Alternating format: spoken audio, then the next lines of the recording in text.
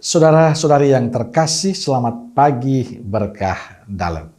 Sudah kita memberi senyum hari ini, Senin 3 Oktober 2022. Salam sukacita dan salam sehat untuk kita semua. Mari kita awali permenungan kita hari ini dengan tanda kemenangan Kristus dalam nama Bapa dan Putra dan Roh Kudus. Amin. Permenungan kita diambil dari Injil Lukas bab 10 ayat 25 sampai 37. Pada suatu kali berdirilah seorang ahli Taurat untuk mencoba Yesus. Katanya, "Guru, apa yang harus kuperbuat untuk memperoleh hidup yang kekal?" Jawab Yesus kepadanya, "Apa yang tertulis dalam hukum Taurat? Apa yang kau baca di sana?" Jawab orang itu, "Kasihilah Tuhan Allahmu dengan segenap hatimu, dan dengan segenap jiwamu, dan dengan segenap kekuatanmu, dan dengan segenap akal budimu. Dan kasihilah sesamamu manusia seperti dirimu sendiri." Kata Yesus kepadanya, "Jawabmu itu benar. Perbuatlah demikian, maka engkau akan hidup." Tetapi untuk membenarkan dirinya, orang itu berkata kepada Yesus, "Dan siapakah sesamaku manusia?" Jawab Yesus, Adalah seorang yang turun dari Yerusalem ke Yeriko. Ia jatuh ke tangan penyamun-penyamun yang bukan saja merampoknya habis-habisan, tetapi yang juga memukulnya, dan yang sesudah itu pergi meninggalkannya setengah mati. Kebetulan ada seorang imam turun melalui jalan itu. Ia melihat orang itu, tetapi ia melewatinya dari seberang jalan. Demikian juga seorang Lewi datang ke tempat itu. Ketika ia melihat orang itu, ia melewatinya dari seberang jalan. Lalu datang seorang Samaria yang sedang dalam perjalanan ke tempat itu. Dan ketika ia melihat orang itu, tergeraklah hatinya oleh belas kasihan. Ia pergi kepadanya lalu membalut luka-lukanya, sesudah ia menyiraminya dengan minyak dan anggur. Kemudian ia menaikkan orang itu ke atas keledai tunggangannya sendiri, lalu membawanya ke tempat penginapan dan merawatnya. Keesokan harinya, ia menyerahkan 2 dinar kepada pemilik penginapan itu. Katanya, "Rawatlah dia, dan jika kau belanjakan lebih dari ini, aku akan menggantinya waktu aku kembali."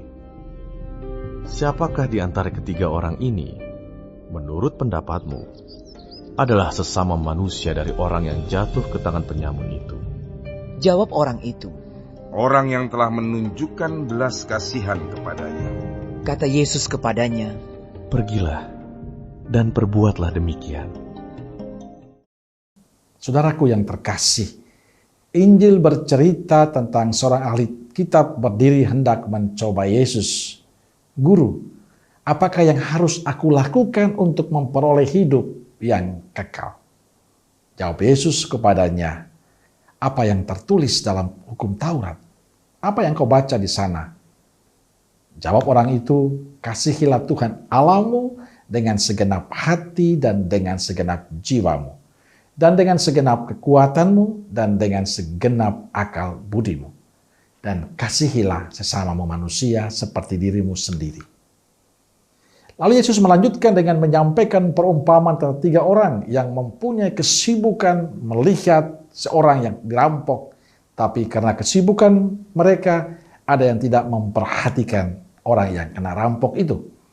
Mereka itu adalah seorang imam, seorang Lewi, dan seorang Samaria.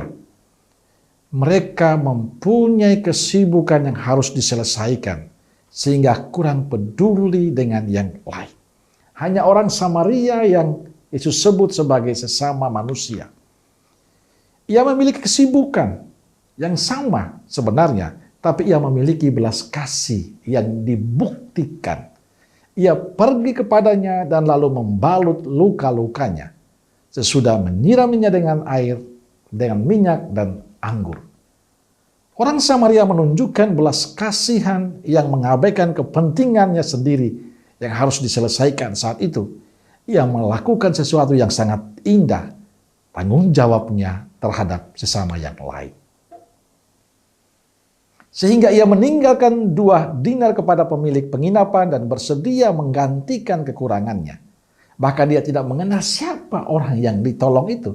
Tapi dia membuktikan kasih itu lewat tindakan yang konkret. Saudaraku terkasih, kisah ini bagi saya menarik. Kasih itu bukti sebuah tindakan. Kasih itu tidak tergantung pada keadaan di luar kita. Kasih itu keputusan kita untuk melakukan sesuatu pada sesama yang lain. Pilihan ada di tangan kita. Kasih kadang tanpa kata, tapi tindakan nyata yang kita lakukan. Maka saudaraku terkasih, mari kita belajar membuktikan kasih itu kepada keluarga kita, komunitas kita, tanpa mempedulikan respon orang lain. Yang terpenting kita melakukan semuanya dengan tulus dan sukacita. Saya tahu kita punya kesibukan masing-masing, punya kegiatan masing-masing dan berbagai macam kegiatan. Tapi di tengah kesibukan itu, adakah kepedulian kita? Adakah perhatian kita? Adakah perbuatan baik kita untuk mereka-mereka yang ada di sekitar kita, keluarga kita, komunitas kita? Kasih adalah tindakan, bukan kata-kata. Kasih adalah sesuatu yang saya lakukan dan memberikan harapan pada sesama yang lain.